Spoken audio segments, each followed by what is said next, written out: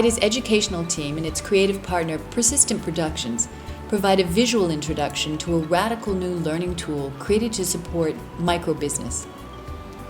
Small business is the foundation of economic development. In the fight to end poverty, the creative energy of the entrepreneur is perhaps our greatest weapon.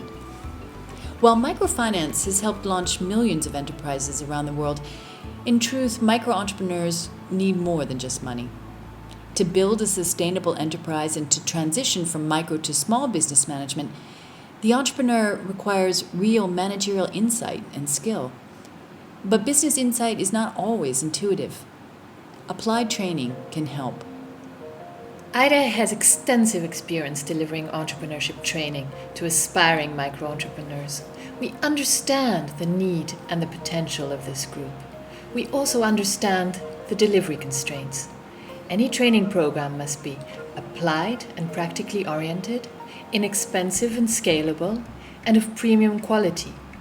The Aidha Ventures program is our response. Watching this presentation, you will engage in the venture learning experience firsthand. We will walk you step by step through the key features of the program. The first clip introduces the student to a real-world micro-entrepreneur and to his or her business challenges. Seeing the entrepreneur in situ provides context for the student, beginning the learning process and providing a real-world, problem-based focus. The video is supported by discussion questions that will prompt the student to define more precisely the issue at hand. In the second clip, a faculty member from one of the world's leading business schools will introduce a business framework.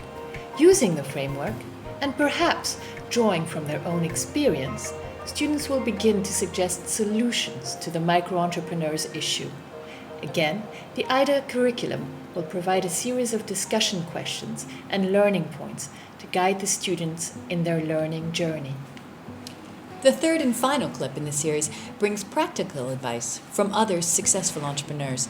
Students will be able to compare their solutions with those of those expert entrepreneurs, broadening their problem-solving capability. Note that this pilot is designed with the assumption that the class is facilitated by a mentor. Let's see it in action. Allow us to introduce you to Mindy.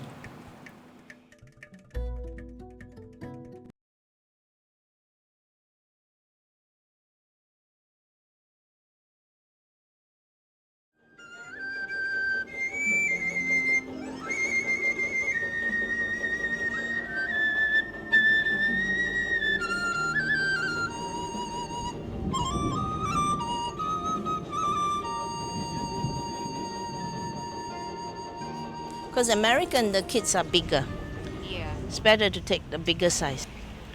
Five-year-old? Yeah, 5-6 years old. Yes. This is about 5-6 years old. Yeah. In American style, American sizing. I'm Mindy. I'm 50 years old this year. I used to work for duty free for 12 years before I came and start this business about 6 years ago. That'll be $10. Thank you. There was a reshufflement in my previous job, so I find it's hard to work because and hard to get a job at my age. So I decided to come to Chinatown and set this business. For me, I'm very lucky. I'm just sitting next to the Sri Maranam Temple, which is one of the oldest temple in Singapore. So most tourists will have to come and visit this temple, and that will be one of the main attractions that is in Chinatown. Okay, mainly people come to Chinatown for a few things. That is to shop the Oriental products. Some comes here to visit the Heritage Center. I have regular customer. I have especially the local expatriate. They come here quite often and they come and visit my store and get the thing. Sometimes they're going home for visiting. They also buy my product.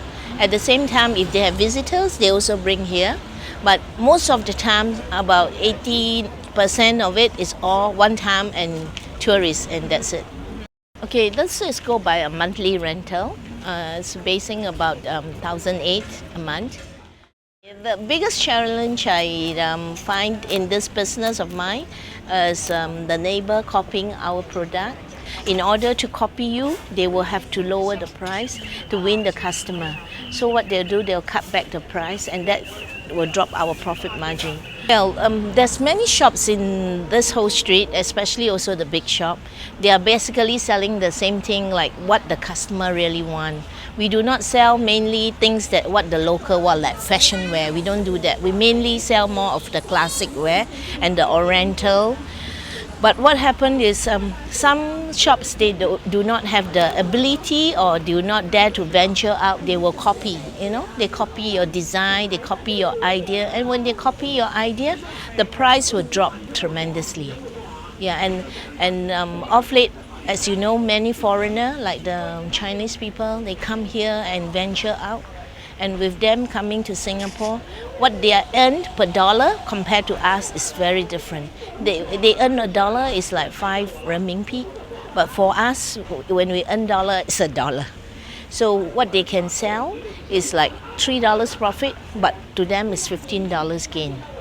Yeah, and then also in their shop, they do not employ Singaporean. They all employ their own nationality. That will be also one of the factors that they're able to sell cheaper price, because their own labor is cheaper. Maybe for a girl that works 12 hours, they can only give $30 a day. To them, it's very good. For us, we can't. My part-timer here is $60 a day. If let's say there are 3 shops selling the same thing, who is the main person that gain? It's the customer. Because I will be selling my original, for example, is $20. She will pull it down to $15 so that she can get her customer. The top shop could pull it down to $10. End up maybe the profit become 20 or 30%. Yeah, so become very low. So the winner is the customer. You don't want to.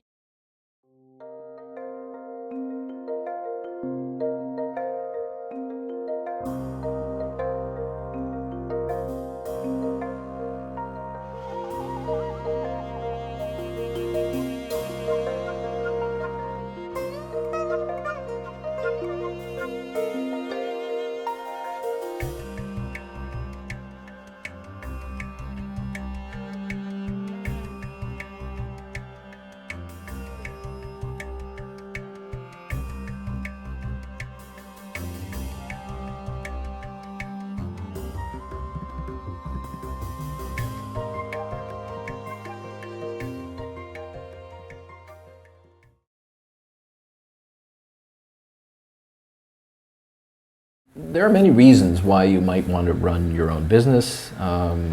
Businesses serve the local community, they serve as social centers, and there are many other functions of businesses. Our purpose is to talk about an important and perhaps the most important function of a business, which is to consider how the business can make as much money as possible. Now, the problem, or one of the largest problems with making money in a business, is competitors. Competitors both limit the prices that you can charge and they take potential business away from you. You shouldn't expect to earn more money than any of your competitors if you are the same as your competitors. If all competitors are the same, everyone should make about the same amount of money, and that amount of money is less than most people would like, and so most businesses seek some form of competitive advantage or advantage over their competitors. You cannot have advantage without being different in some way, and being different introduces an element of risk. Being different creates at once the possibility of having advantage over other competitors, but being different also creates the possibility of loss. What we'll do is we'll use an example of a relatively simple business like restaurants to talk about the kinds of ways that businesses can be different and can have a competitive advantage. In general, there are 2 ways to have a competitive advantage. The first is to have lower costs.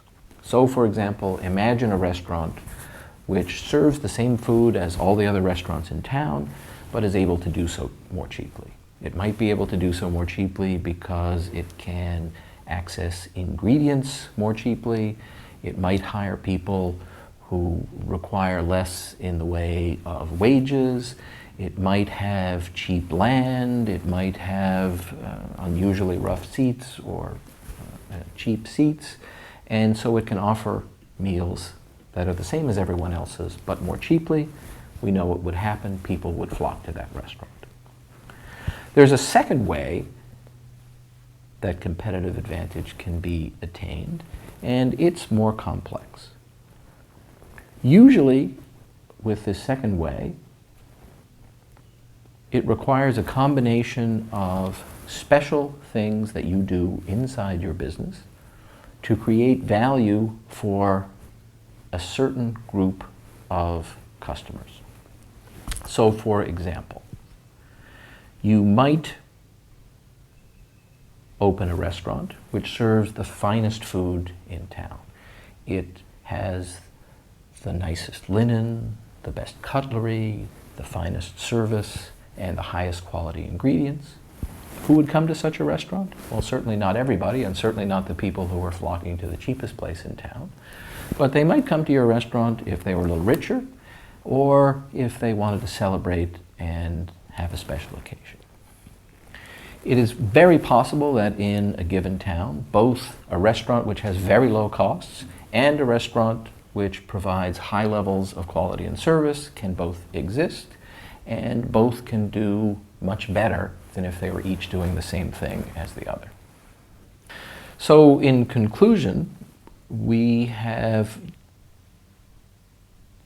discussed competitive advantage and the necessity of achieving competitive advantage if you are going to make good profits in your business. You have to be different. There are two ways of being different. One is having lower costs. The other is serving a different group of customers and creating unique value for them. This will not be easy, but the good news is, in most industry situations, it is achievable.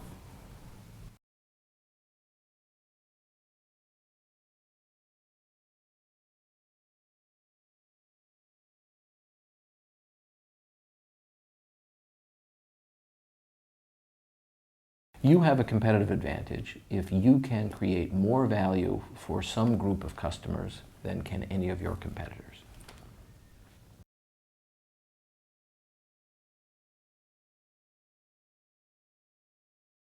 Being differentiated simply means that you are different from competitors in ways that can be clearly communicated to customers. The problem with making money in a business is competitors.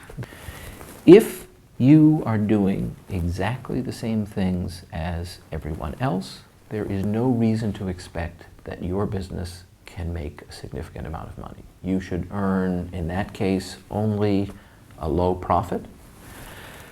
In order to have the possibility of an unusually successful business, you have to be different.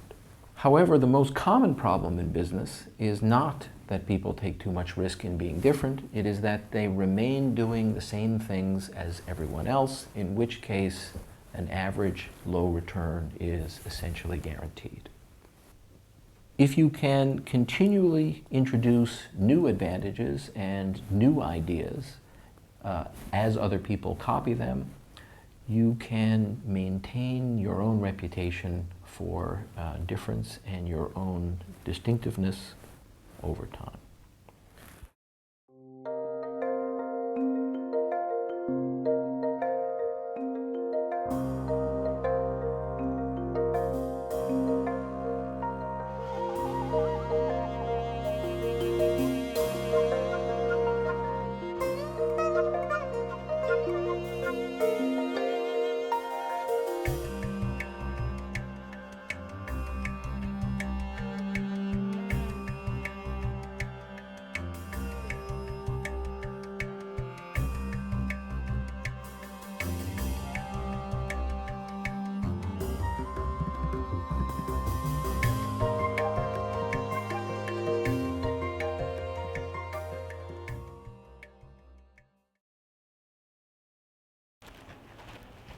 Well, I'm Elin Chu. I'm from 77th Street. and I run 15 shops for retail business in Singapore. And we have international market, like we are in Beijing, China, and we wholesale to Mumbai, we wholesale to Indonesia and Malaysia as well. We have a distribution business and wholesale, other than just our retail store, 15 stores in Singapore. I think that she has an additional edge because she's already out there in Chinatown. I see that there's a lot of traffic of customers who are there as well. And I think it's really wonderful what she's doing. But some of the thoughts that I could share with her about what I go through. But just remember, when you're small, you have smaller competition. When you're big, you have bigger competition as well. But I think in her shop that she has now, what she actually needs is visual, because she looks exactly like the next few shops that she has. I think she can look at how, in terms of making her shop look more attractive, her visual display or visual merchandising is very important. Her display, whether there are posters, lightings, colors that can brighten up the shop as well. And I think it is amazing because if her service is going to be excellent compared to the rest of her competition, I think she will have an additional edge. And from watching the video, I also heard that she's got 20% of expatriates in Singapore going to her. And then they will buy products for themselves, or when they go back to the countries they're in, or they will bring friends to her shop. I think that's something that she can work on as well, creating her own database of business where she will inform the expatriates the new products that comes into her store, the latest, or keep updating them what she has in the shop as well, to bring people to the shop. Maybe she could start Facebook, Twitter, using all this social networking space and a database to inform the expatriates, because 20% of your market is 80% of your business at some point.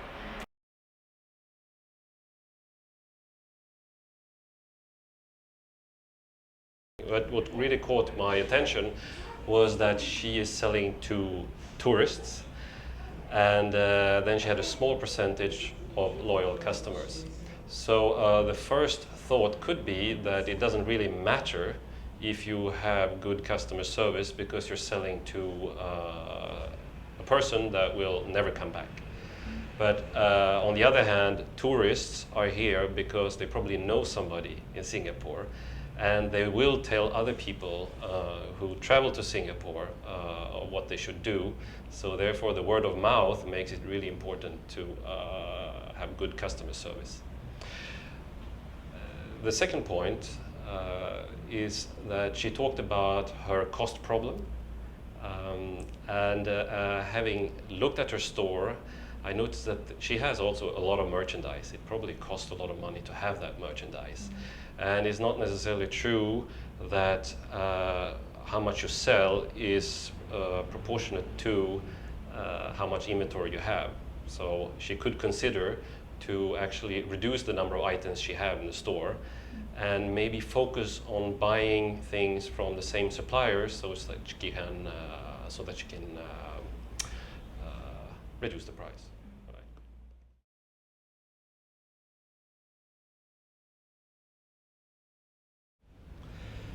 I would say to Mindy that she's doing a good job, first of all, and it is not easy to be an entrepreneur, and the very fact she has done it, and she has done it successfully for the last few years, is commendable.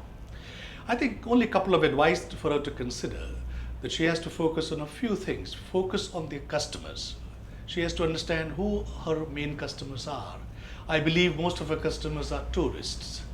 She has to then figure out what does she need to do to get their attention, because they're not destination shoppers. They happen to be when they happen to be. So what can she do to get their attention and get them into the store and get them engaged? The second thing is she probably has to keep it simple, because she's the only one in the shop. She does not have a sourcing team. She does not have a merchandising team.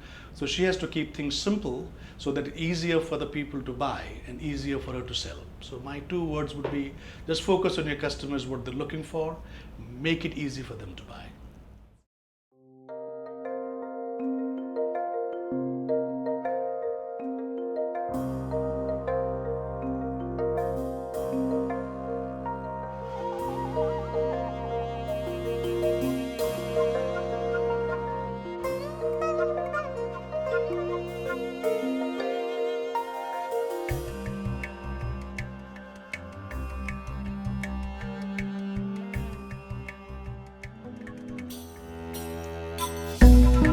you.